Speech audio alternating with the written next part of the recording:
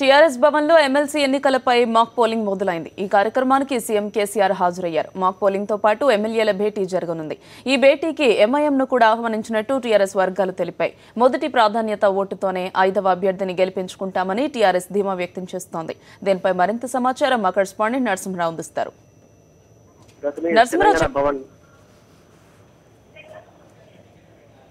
నరసింహరావు చెప్పండి, దీనికి సంబంధించి మీ దగ్గర ఉన్న అప్డేట్స్ ఏంటి?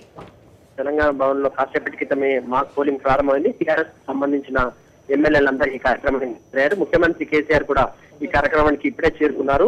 రేపు జరగబోయే ఎమ్మెల్సీ ఎన్నికలకు సంబంధించి చాలా ప్రతిష్టాత్మకంగా టీఆర్ఎస్ భావిస్తుంది. ఎట్టి పరిస్థితుల్లో 5వ అభ్యర్థిని గెలుచుకోవాలనే ధీమాతోనే ప్రస్తుతం టీఆర్ఎస్ ఉంది. అయితే టీఆర్ఎస్ సంబంధించి చాలా మంది కొత్తగా ఎన్నికైన ఎమ్మెల్యేలు ఉన్నారంటే వాళ్ళందరికీ ఈ ఎన్నికకు సంబంధించి కొంత అవగాహన కల్పిస్తున్నారు. ముఖ్యంగా ప్రాధాన్యత 1, 2, 3, 4, 5, 6 ప్రస్తుతం 7 ప్రాధాన్యతలు ఉన్నాయి. వీటికి సంబంధించి 1వ ప్రాధాన్యత ఎలా ఉండాలి, 2వ ప్రాధాన్యత ఎలా ఉండాలి అంశం పైన పూర్తిగా స్వయంగా కేసీఆర్ ప్రస్తుతం ఎమ్మెల్యేలకు అందరికీ ఒక అవగాహన కల్పిస్తున్నారు.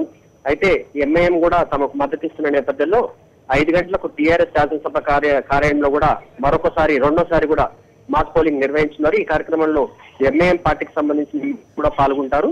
మొత్తానికి ప్రస్తుతం జరుగుతున్న పరిణామాలు కానీ మారుతున్న పరిస్థితుల ప్రకారం చూస్తే 1వ ప్రాధాన్యత ఎన్నిక ద్వారానే ఖచ్చితంగా తాము 5వ అభ్యర్థిని గెలుచుకుంటామనే ధీమాలో ప్రస్తుతం టీఆర్ఎస్ ఉంది. ముఖ్యంగా మనకున్న సమాచారం ప్రకారం అయితే తెలుగుదేశం పార్టీకి సంబంధించిన 3 శాసనసభ్యులు ప్రస్తుతం టీఆర్ఎస్ లో టచ్ లో ఉన్నట్టుగా తెలుస్తుంది. వీళ్ళు ప్రస్తుతం టీఆర్ఎస్ లో చేరిపోయినప్పటికీ రేపు జరిగే ఎమ్మెల్సీ ఎన్నికల్లో టీఆర్ఎస్ పార్టీకి సంబంధించిన 5వ అభ్యర్థికి వీళ్ళు ఓటేస్తామని హామీ ఇచ్చినట్టుగా తెలుస్తుంది. అదేవిధంగా మరికొంతమంది కూడా చివరి నిమిషంలో క్రాస్ ఓటింగ్ చేస్తారనే ధీమాలో ప్రస్తుతం ఉంది.